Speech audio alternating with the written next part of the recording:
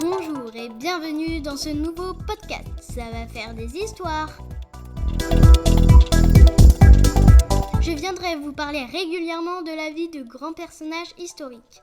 Je suis Mila, j'ai 10 ans, je suis en CM2 et je suis passionnée d'histoire.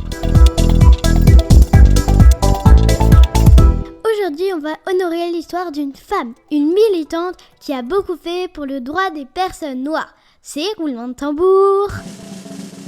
Rosa Parks, à ne pas confondre avec Center Park, qui n'a rien à voir. La petite Rosa, de son vrai nom, Rosa Louise McCauley, est née le 4 février 1913 en Abedana. C'est aux États-Unis. Rosa va vite comprendre que les blancs et les noirs n'ont pas les mêmes droits. Quand Rosa commence l'école, les blancs prennent le bus alors qu'elle, enfant noire, doit aller à l'école à pied. C'est injuste. Ça s'appelle la ségrégation raciale. À ce moment-là, tout était séparé. Les écoles, les transports et même les cimetières. Quelque temps après, sa grand-mère et sa mère tombent malades.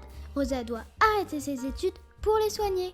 Et je savais pas qu'on avait le droit de faire ça. Moi, la prochaine fois que ma mère a la gastro, je mets plus les pieds à l'école pendant une semaine. Un peu plus tard, un de ses copains, Raymond Parks, un barbier un peu rebelle, la demande en mariage. Sans hésiter, Rosa dit oui et devient Rosa Parks. Il l'encourage à reprendre ses études, mais malgré son diplôme, elle ne trouve que des petits boulots. Et qui dit petits boulots, dit petits salaires. À cette époque, on refuse le droit de vote aux personnes noires. Elle se bat aux côtés de son mari pour faire bouger les choses. Le 1er décembre 1955, après sa longue journée de travail, elle s'assoit sur le siège du bus tranquillou bilou. Mais le bus est archi plein. Le chauffeur lui demande de laisser sa place à un homme blanc. Elle dit tout simplement « Non !» En vrai, elle l'a dit plus gentiment. Il la menace d'appeler les flics. Elle reste calme et répond « Faites donc !» Le chauffeur, un peu vénère, appelle la police. Ni une ni deux, ils arrivent.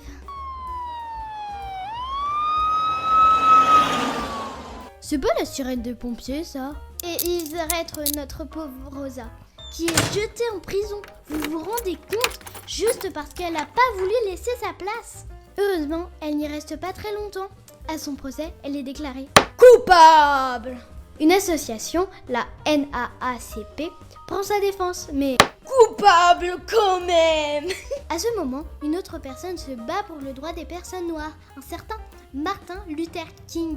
Il organise un boycott des bus pour soutenir Rosa. I have a dream, que personne retourne dans les bus. Grâce à ça, une loi est votée pour l'égalité entre les noirs et les blancs. Mais c'est valable seulement dans les bus. Autant dire qu'on n'est pas arrivé. Mais avec une victoire, il y a toujours une défaite. Raymond, le mari de Rosa, se fait virer par son patron à cause de tout ce tapage. Tous les deux, sans un rond, ils partent habiter ailleurs. Rosa Parks et Martin Luther King et d'autres personnes vont continuer de se battre et gagner d'autres victoires pour le droit des personnes noires. Elle se battra jusqu'à sa mort le 24 octobre 2005. Elle était peut-être pauvre, mais elle avait sa richesse à elle, avec toutes les victoires qu'elle a gagnées pour défendre sa communauté.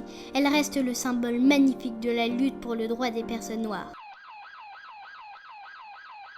Ah, c'était ça la sirène de la police! C'est là qu'on va conclure ce podcast. Merci de m'avoir écouté jusqu'au bout. Si ça vous a plu, merci de liker ou de vous abonner. Ça m'encourage pour la suite. Et on se retrouve dans des prochains épisodes. Ça va faire des histoires, si vous le voulez bien. Bisous!